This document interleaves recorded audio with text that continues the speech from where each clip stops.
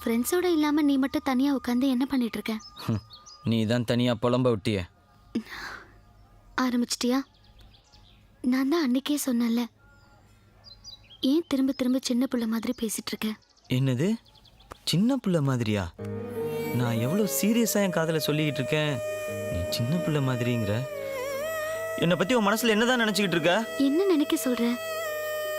நிச்சயமான பொண்ணு வந்து கட்டிக்கிறியான்னு கேட்டா வேற என்ன சொல்லுவாங்க?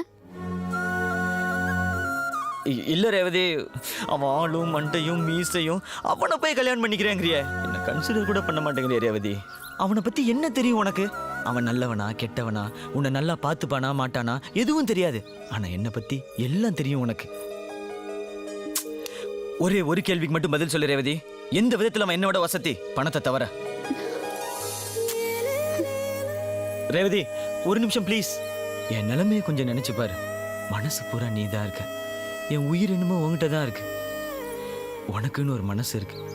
நீ யார் கூட வாழ்ந்தா சந்தோஷமா இருப்பேன்னு அதுக்கு தெரியும். நல்லா யோசிச்சு பாரு ரேவதி.